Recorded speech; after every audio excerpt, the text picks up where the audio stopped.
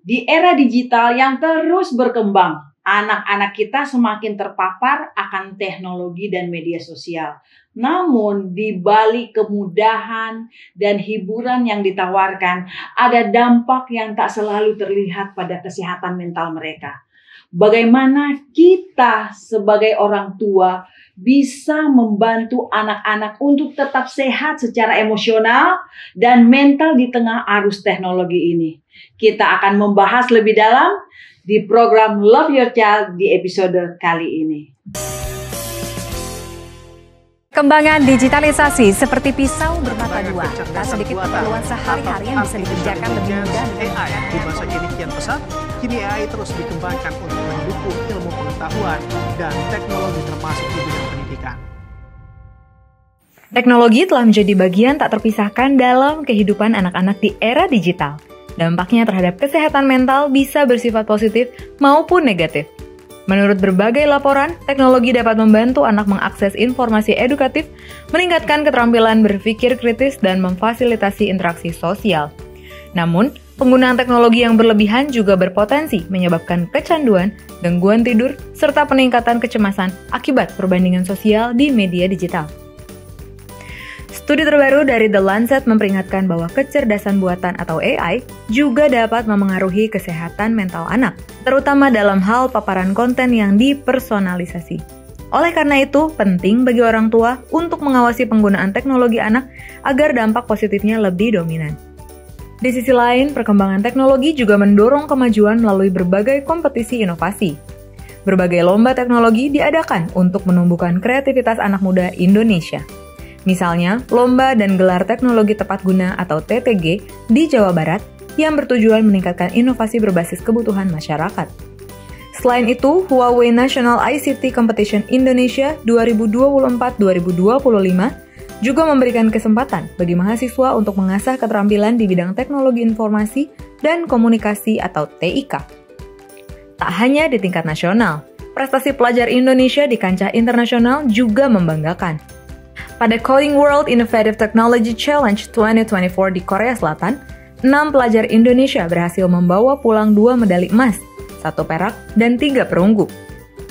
Prestasi ini menunjukkan bahwa anak-anak Indonesia memiliki potensi besar dalam bidang teknologi. Dengan pengelolaan yang tepat, teknologi dapat menjadi alat yang mendukung kesehatan mental anak, sekaligus mendorong inovasi yang bermanfaat bagi masa depan.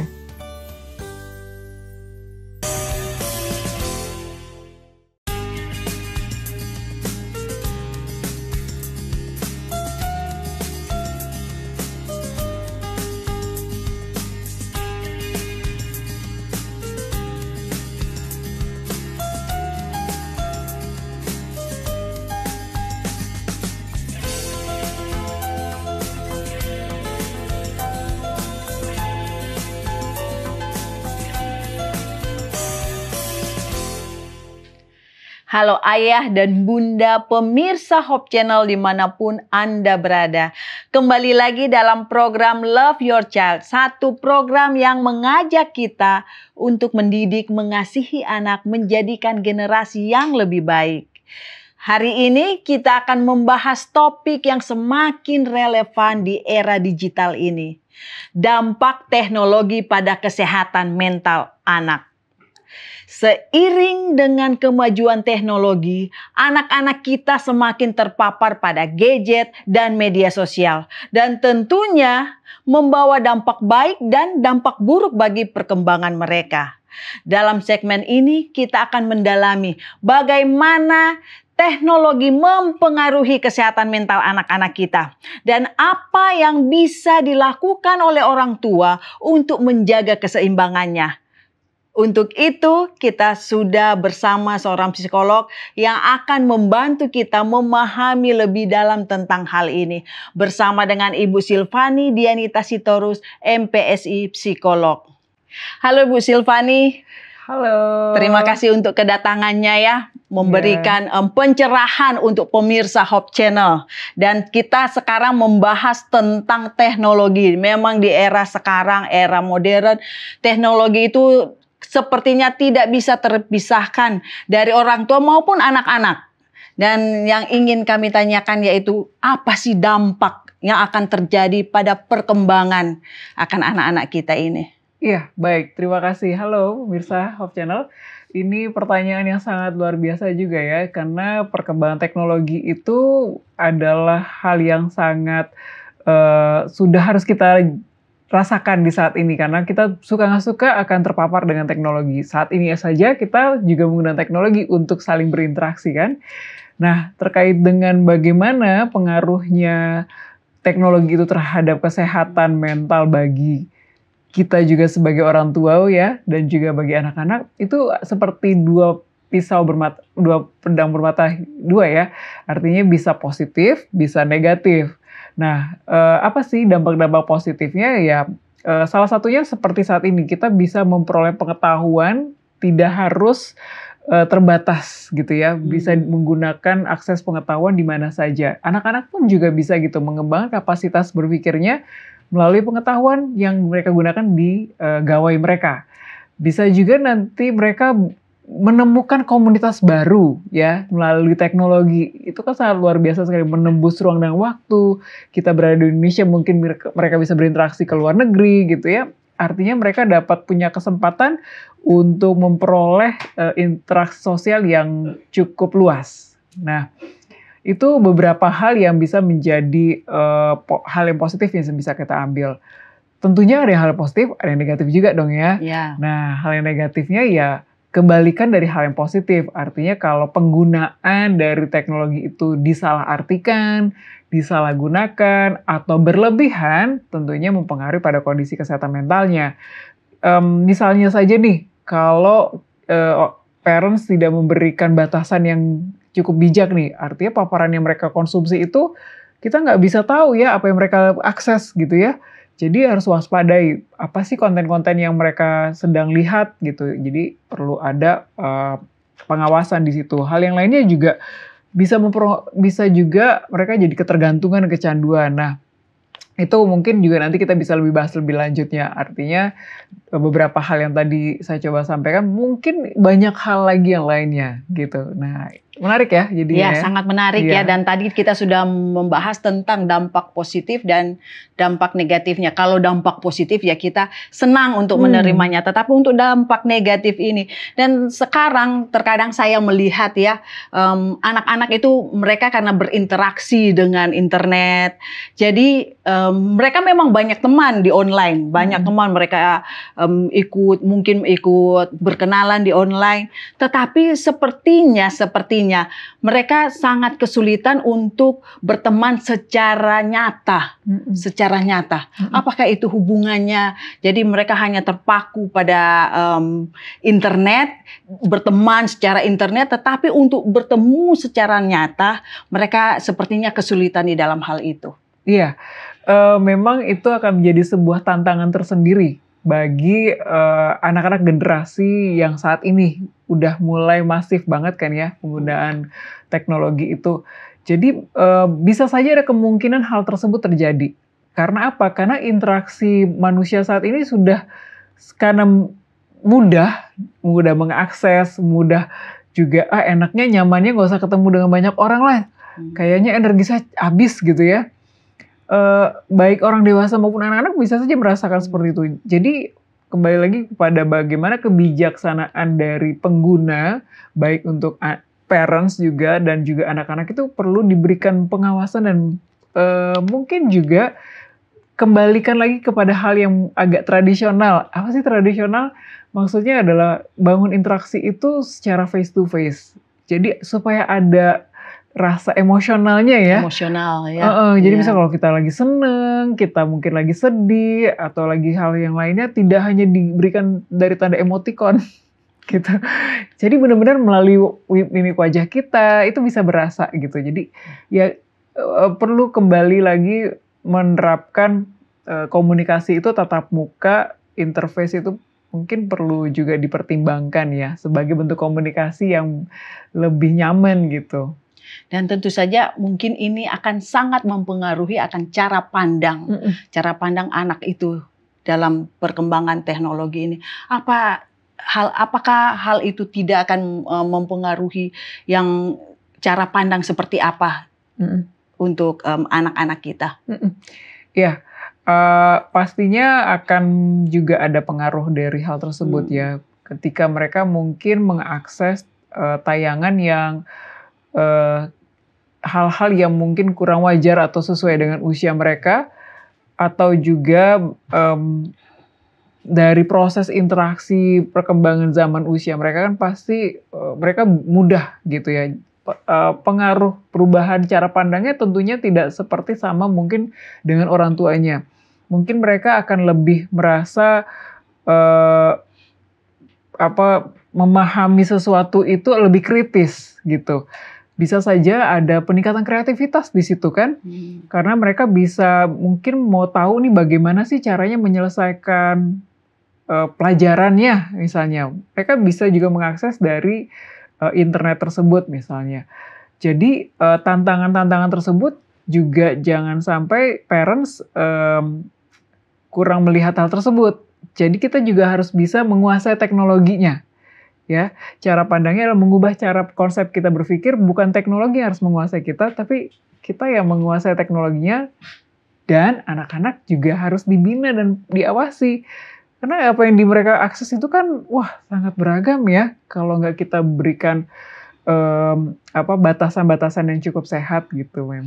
Jadi kita yang harus menguasai ya, bukan teknologi yang menguasai kita, sehingga kita harus menularkan kepada anak-anak, memberi contoh kepada anak-anak kita. Wah, pembahasan ini sangat menarik karena erat kaitannya dengan apa yang terjadi pada situasi zaman ini. Dan kita akan lebih lanjut lagi untuk pembahasan selanjutnya ya Ibu Silvani. Baiklah pemirsa, kita akan lanjutkan pembahasan kita setelah yang satu ini.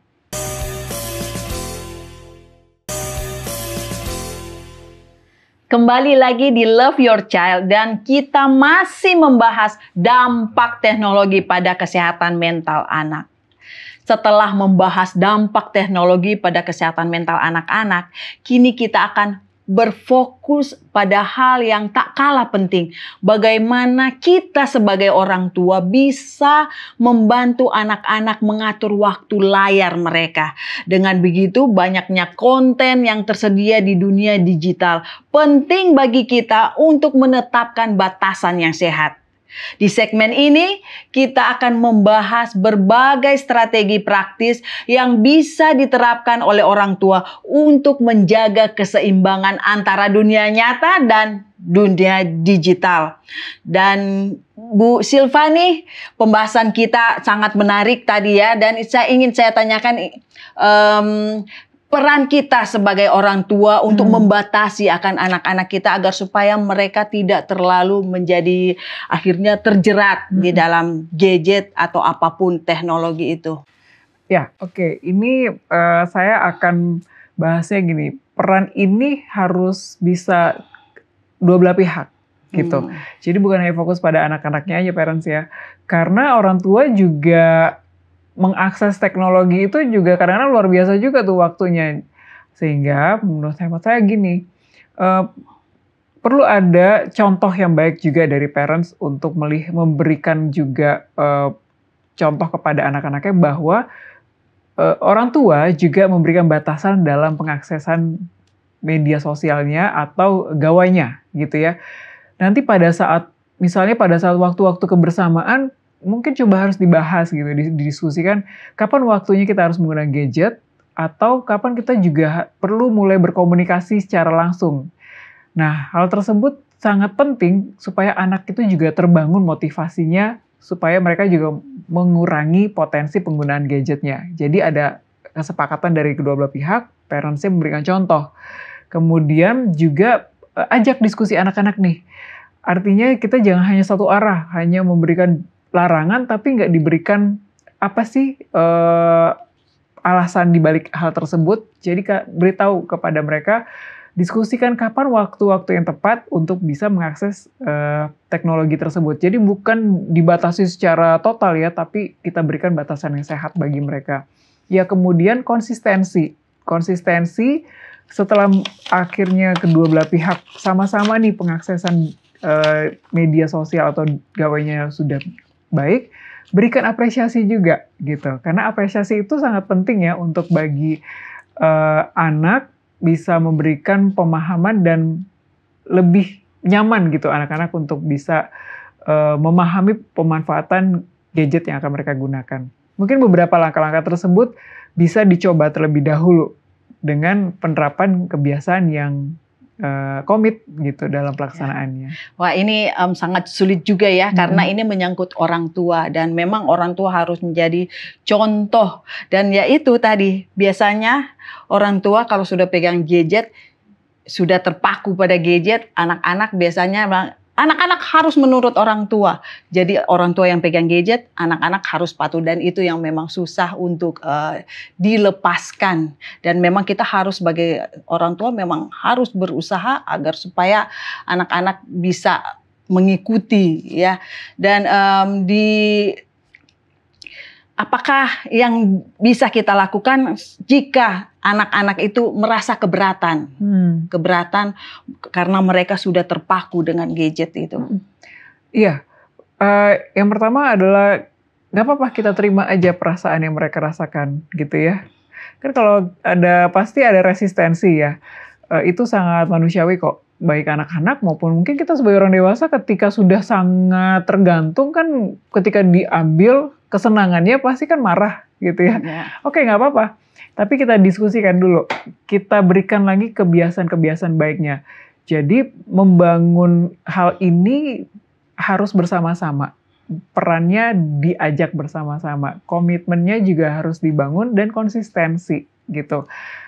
Dan kalaupun nanti pada saat penerapannya itu mungkin ada hal-hal yang mungkin kurang dan sebagainya, kita tanyakan apa sih alasannya kamu marah misalnya. Ya, boleh tahu nggak mama atau papa kenapa kamu marah gitu. Jadi supaya mereka bisa eksplorasi perasaan ya, karena mungkin kita seringkali kalau ada orang marah, anak marah langsung nggak boleh marah, nggak boleh nangis. Nah, padahal mereka mau eksplorasi perasaannya. Jadi nggak apa-apa, itu luar biasa pertanyaannya. Kita terima perasaan mereka, kita tanyakan alasannya, tapi kita bangun bersama-sama, diskusi yuk, komitmen dulu gimana. Prosesnya kan pasti akan up and down kan ya. It's okay, itu kan perjalanan dalam proses untuk perubahan positif itu memang butuh proses dan butuh waktu.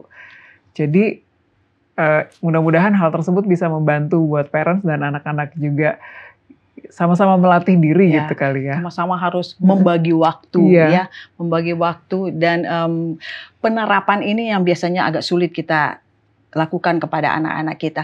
Dan untuk penerapan waktu itu kira-kira waktu seperti apakah yang baik untuk anak-anak? Misalnya satu hari, misalnya mereka kan pulang sekolah sudah sampai jam 2 sekarang ya. Dan untuk pegang gadgetnya itu kira-kira penerapan waktu seperti apa yang bisa kita terapkan kepada anak-anak kita?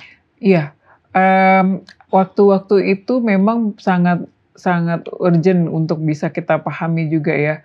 Kita perlu lihat juga nih, amati dulu. Biasanya perilaku anak-anak itu mungkin kebiasaan-kebiasaan setelah pulang sekolah seperti apa. Apakah mereka pada saat hari tertentu ternyata waktunya sangat padat nih, ada ekskulnya dan sebagainya. Jadi mungkin waktunya tidak secara fix setiap harinya mereka menggunakan gadgetnya seperti apa. Mungkin perlu juga dibawa kesepakatan kali ya. Oke, kalau misal hari biasa ini pemakaiannya, kalau kamu misalnya sudah selesai 1 jam misalnya, ya 1 jam ya, 1 jam sudah cukup maksimal gitu ya. Kemudian nanti weekend kebebasan waktunya gimana nih? Tetap ada kontennya harus dibatasi, tidak hanya pada saat waktu pekan, seharian nggak juga ya.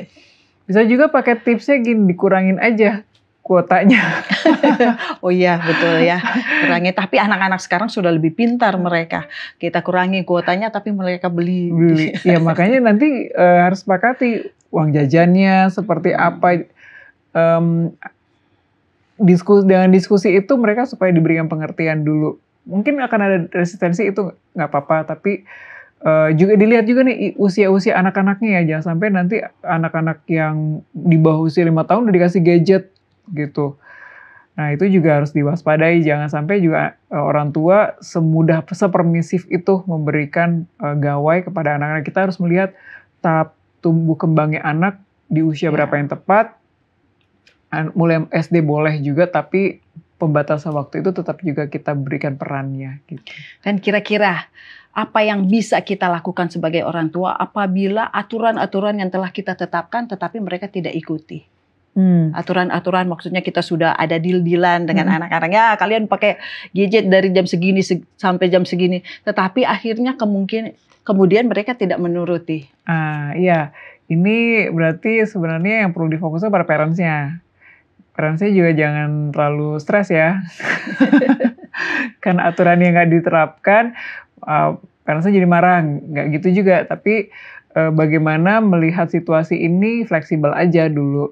Gitu ya, mengelola stresnya sendiri, tapi diajak diskusi lagi. Terus menerus aja kita terapkan peraturan itu, kan anak-anak bisa melihat dari konsistensi dari aturan yang diterapkan oleh orang tua gitu. Kalau orang tuanya mudah dinego, ya aturannya akan mudah berubah gitu ya. Jadi ya seperti itu kali ya parents ya. Terima kasih Bu Silvani untuk penjelasannya, dan baiklah pemirsa, kita akan kembali lagi setelah yang satu ini.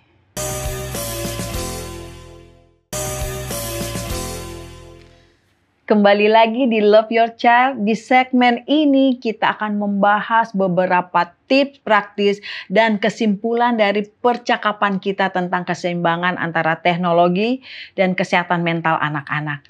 Dan sebagai orang tua, kita memiliki peran besar dalam menciptakan lingkungan yang sehat dan mendukung tumbuh kembang anak-anak kita di dunia digital ini. Nah, Bu Silvani, tadi kita sudah membahas ya beberapa pembahasan yang sangat penting. Kira-kira sekarang ada tips yang bisa diberikan agar supaya kita sebagai orang tua bisa menerapkannya di dalam kehidupan kita kepada anak-anak. Ya. Tadi kita udah sangat luar biasa juga diskusi kayak ini. Mungkin hal yang mungkin bisa saya sampaikan adalah gini. Pertama, batasi waktu penggunaan yang jelas dengan aturan yang jelas juga. Ya, tadi kita udah bahas bahwa alasan ini adalah untuk bisa mengurangi faktor resiko yang mungkin terjadi bagi anak-anak. Gangguan tidur, pola perubahan perilaku, kognitif, dan sebagainya. Hal yang kedua adalah dorong anak untuk tetap beraktivitas secara, walaupun mereka menggunakan secara online, tapi ada aktivitas secara offline-nya. Offline itu apa? Ya ada interaksi secara langsung nih kita nih, face to face. Mereka ada aktivitas kegiatan bersama, ada interaksi sosial dan emosionalnya. Tidak hanya menggunakan gadget aja. Yang ketiga adalah kita perlu mengajarkan anak-anak untuk bisa bertanggung jawab terhadap penggunaan gadgetnya atau segala gawainya.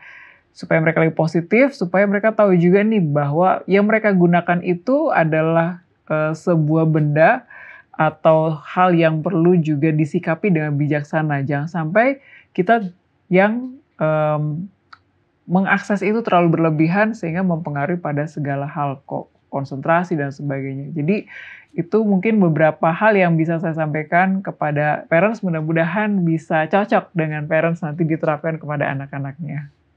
Terima kasih Bu Silvani untuk pembahasan yang sangat berharga, dan kita kembali lagi kepada pemirsa. Diskusi kita sangat membuka wawasan tentang bagaimana teknologi dapat mempengaruhi kesehatan mental anak-anak dan bagaimana kita orang tua bisa menjaga keseimbangan yang sehat. Terima kasih juga kepada ayah dan bunda pemirsa Hope Channel yang telah mengikuti program Love Your Child di episode kali ini. Semoga tips yang telah dibagikan dapat membantu Anda sebagai orang tua untuk menciptakan keseimbangan yang sehat antara penggunaan teknologi dan kesehatan mental anak-anak. Ingatlah bahwa peran kita sangat penting dalam mendukung tumbuh kembang mereka di dunia yang semakin digital. Tetap jaga hubungan yang baik dengan anak-anak Anda.